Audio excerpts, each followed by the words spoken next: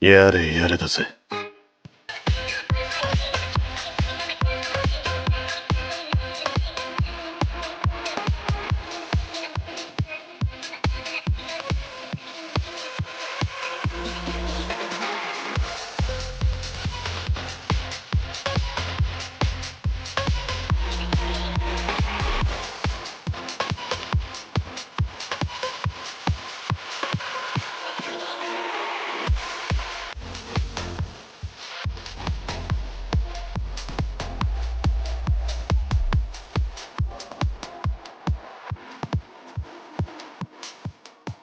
Hey guys, MrPokke here, back with another video, and today we'll be discussing the CN Pure Fiction Guide really quickly, just to give you guys a brief summary of exactly how this mode functions, as well as some of the best team comps that CN has came up with as of this current moment. I will be doing further testings on my own end when I stream on twitch.tv/MrPokke tomorrow, or rather at the time of the recording. So the guide that we'll be going through today is basically how each character functions within Pure Fiction. Just who are the better performers, who are the worst performers comparative to everyone else.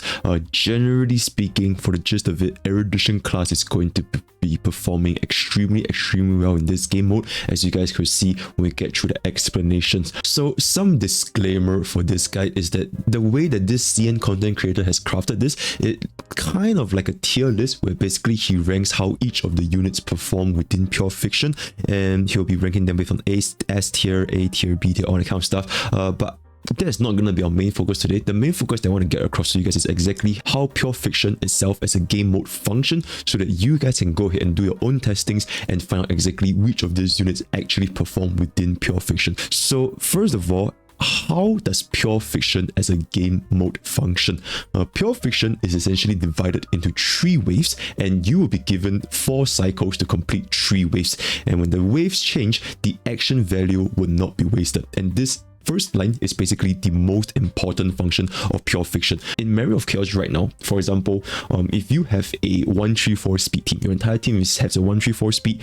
If you were to clear Memory of Chaos first cycle in 0 cycles, then going to the next cycle, you'll start fresh again, meaning that your units in the 134 speed can once again have 2 turns within this 0 cycle because it refreshes. But in Pure Fiction, that is not the case.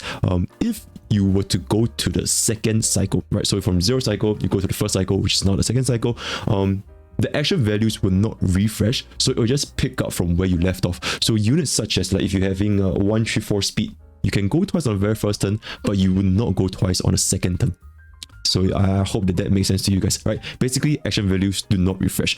For each of these 3 waves, including the elite monsters, there will be a total of 12, 14, and 24 enemies, for a total of 50 enemies. One thing to keep in mind is that only mobs will refresh/appear in each wave, which means the elite monsters will not appear again after they have appeared for the specific wave, and they will just be permanently on the field until you eventually kill them. So for example, for the first wave of 12 monsters, that means there's 1 elite and 11 mobs.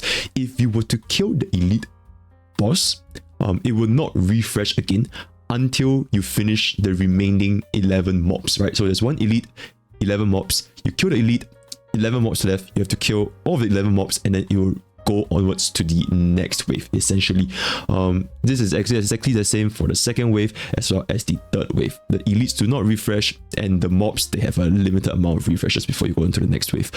Next is that Pure Fiction, just like Memory of Chaos, you require 2 team, and the requirement for the full stars is a total of 60,000 points from the first and second half, or 30,000 and 30,000 points each. So how exactly are the points calculated? It is essentially based on how many enemies you kill. That is the easiest way to talk about it, right? The more enemies you kill within each of these waves, the more points you'll get. And after all 3 waves are finished, any remaining action values or any remaining cycles, it will not add to the points, which means that after you kill the entire 50 enemies for the first half, you do it in 0 cycle, you do it in 4 cycles, or you do it in 0 cycle with, like, in the very first turn, if you can do it somehow, it will be exactly the same. It will have the exact same points as somebody else that cleared all 50 mobs. The maximum point for each side is going to be 40,000, which means that you need 60,000 to get 3 stars. 80,000 is the maximum points you can get. So 80,000 is like your 0 cycle, or whatever you can call it, right? Another thing to note is that when there are still mobs, then the boss will take normal damage. But however, if the boss is the only target remaining, which means that all of the mobs has been killed, then the boss will have a very high amount of vulnerability debuff applied to the boss. So for example, on the very last wave, there's 24 enemies, which is 1 boss and 23 mobs.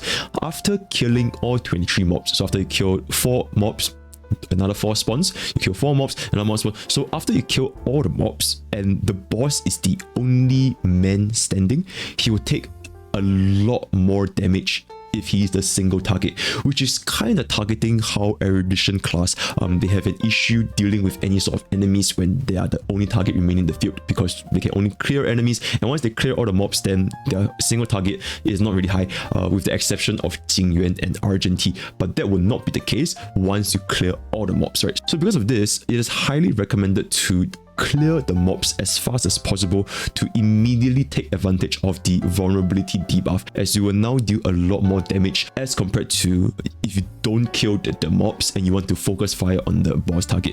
So for example, if you want to try to use a hunt unit to clear pure fiction and you just want to ignore all of the mobs, you just want to focus fire on the elite or the boss, the guy will take a lot less damage compared to if you were to clear the mobs first and then you hit the boss. Another thing that is very important is that after killing the mobs, the boss will take some kind of a splash damage, if you will, right? So after all the mobs die, the boss will take like a little bit of a chip damage, which means that as long as you keep clearing mobs, the boss will continuously take damage as long as the mobs die. And this damage that the boss receives is ignoring elemental resistance, which is why you don't really even need to match the element against the boss. Like for example, the boss could be physical, fire, and imaginary, like your Japart.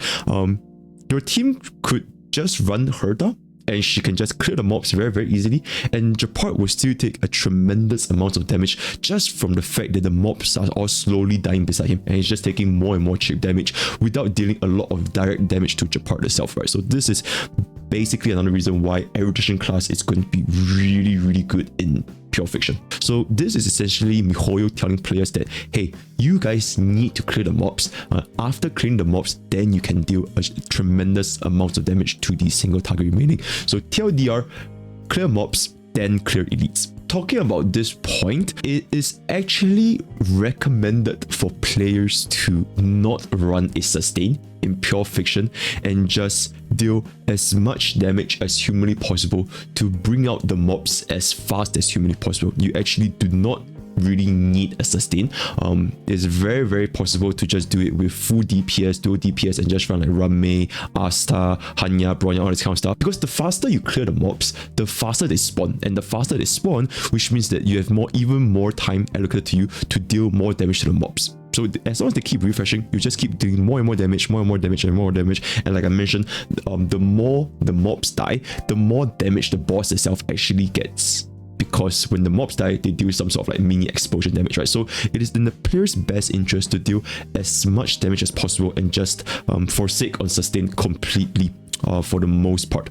Some other sustains like Huo or Fusion with some sort of utility like energy regeneration, crit rate, there's still some usage, but generally speaking, supports are going to be super important as compared to sustain. And then for the pure fiction itself, in this very first level of pure fiction, we know that there's 4 levels. Each level has 180 stellar jades if we clear with 60,000 points, which means we will have a total of 720 additional stellar jades. And that is basically the gist of the entirety of pure fiction event. So with that being established, let's just go through some of the more prominent units that are really strong for pure fiction in the CN community's opinion. And like I mentioned, I will be further testing this out myself on stream tomorrow to verify if the claim stated here is going to be true or not. So do expect a follow-up in the near future. One really strong character in the CN opinion is going to be Argenti. Argenti is the strongest pure fiction character as a 5-star. There is no other substitutes. He is he is the strongest characters, right? And there's a lot of reasons why. Number one, teams are very versatile with Argenti. You can run him with Bronya, you can run him with Run Mei, you can run him with Asta, you can pretty much run him with any sort of harmony supports as long as he receives buffs. So super easy to build. He's also the #1 unit when it comes to clearing enemies, because not only does his skill deal 5 target damage, which means he charges ultimate up a lot faster, it also means that players can and should make use of Argenti's 90 energy ultimate instead of 180 energy ultimate. There is this clip that I'm going to be showing you guys right here. Essentially, Argenti is just permanently spamming this 90 energy cost ultimate and constantly clearing all the mobs every single wave, and eventually he does manage to get a 0 cycle clear on Pure Fission by solely spamming this 90 energy, because he just gains so much energy from the constant refresh of these 5 targets. This provides Argenti an insane clearing speed that is just straight up much faster compared to other characters. So for Argenti's disadvantages, he does have a little bit, but it is really not important because Argenti just clears so fast. So like we all know, Argenti is not that great when we only face like a very small number of enemies, like 1 or 2 enemies. But in Pure Fiction, this is not going to be an issue because we're pretty much always going to be at 5 enemies, and if we're not at 5 enemies, that means the boss is the last target remaining and he's going to be probably close to dead. Argenti's strength is also heavily dependent on his team as well as his own relic strength, so players do need to have a pretty well invested Argenti in order to see the maximum benefits. Moving on to another unit that is really good, it's going to be Bronya. Bronya's advantage here in Pure Fiction is that she gives an extra turn to a DPS, which is extremely important for clear speed. Bronya just synergizes really well with Erudition characters in general. Argenti, Himeko, Herta, Servo, all these units with extra turn, it means that they have more AoE attacks and they have more energy, which means that they can cast their ultimates even more frequently. And also, Bronya just pairs really well with our destruction characters, not just Erudition characters, right? Jingliu, Blade, as well as Imbuer Lune. These advantages is definitely going to be a skill point heavy. We definitely need to manage Bronya's skill point well. And now let's talk about this combination, which is ridiculously strong, and that is going to be Himeko and Herta. I'll be just talking about both of them at the same time, because right now in Pure Fiction, the CN has discovered that running this Himeko plus Herta combination, as long as the mobs are weak to ice, then every single time Herta does a follow-up attack, Kudu spin, it will break at least 3 enemies, which means Himeko can immediately follow up with a follow-up attack. And then when that happens, a new wave of enemies spawns.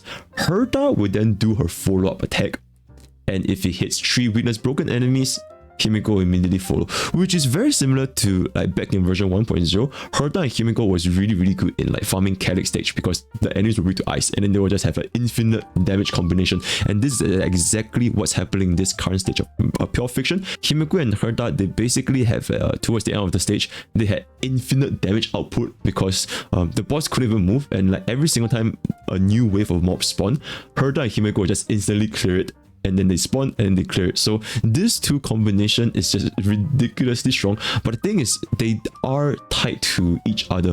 Himeko, especially for Himeko really needs Herta in order to trigger her follow-up attacks very consistently. Otherwise, it becomes a lot slower. Not to say that it's just unusable, but with Herta, she's just straight up to the next level. The main reason is just because her skill, it only hits 3 targets instead of 5 targets like Jingyuan or Argenti, and as a result, she would not be able to effectively proc the follow-up talent by herself, right? Because you do need to weakness break 3 different targets simultaneously. And the way the Pure Fiction works, you have 1 boss in the middle and 4 mobs spawning from the side. So no matter how you put it, there's no way that Himeko can break 3 targets at the same time and instantly triggering up her follow-up attack. And that's why she really needs the help of Herta to bring her damage up to the next level. And for this specific Pure Fiction in version 1.6, as you can see, we have a lot of ice weak enemies, especially towards Pure Fiction stage 4, right? So this makes Herta extremely strong and extremely viable.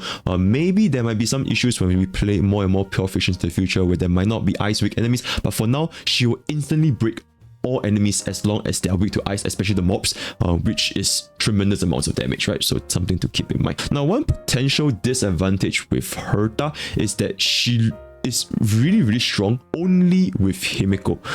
Without Himeko, she is still strong, but it is not like an exceedingly amount of strong such as Argenti.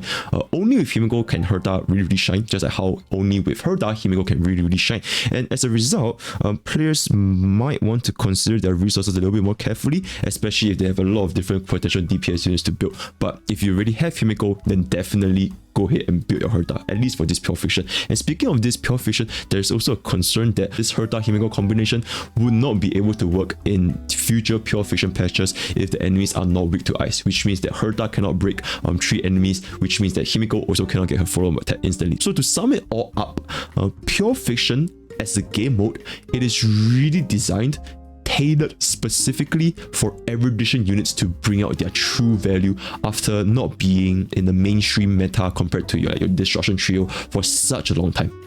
Without a shadow of a doubt, Erudition class is the strongest class in Pure Fiction, no exceptions whatsoever. So really good. And the whole game mode where players want to focus on in Pure Fiction, do not focus on the boss, focus on the mobs, kill the mobs as fast as possible, and once all the mobs are down, the boss himself is just gonna slowly wither and slowly die anyways. So that's gonna be another thing. And for the most part, can players expect to clear the full 60,000 points at the very first phase? As even as a free to play, I would say yes, because number one, Herta is free. I'm pretty sure everyone should have her. And number two, the damage output requirement is not super strict. You don't need to deal an obscene amounts of damage to a single target, because you just need to deal enough damage to clear the mobs essentially. So as long as the mobs die, the mobs will keep spawning. You don't really need to care about whether you do it in 0 cycles or 1 cycle, 2 cycle, whatever kind of stuff. I would say it is comparative, if not even easier than MOC 12, but like I mentioned, I'm gonna have to need to test it out myself. And with that, we come to the end of today's content. Let me know what are your thoughts in Pure Fiction down in the comments below, and if you guys would like to engage in further discussions, head on over to Pokke's village, where we're a very active community talking about honkaistarrail on a daily basis. And like I mentioned, if you guys want to check out my stream, that's gonna be twitch.tv/MrPokke. I'm probably streaming as of the time of recording this video, or rather as of the time this video is up, so I hope to see you guys there on my very first day 1 Pure Fiction testing. Alright, so that's all I have for today. All the best for Rame Poos, and take care. I genuinely cannot believe this shit. I genuinely cannot believe this shit. I genuinely cannot believe this shit, guys. Did I say how I genuinely cannot believe this shit? I genuinely cannot believe this shit, guys.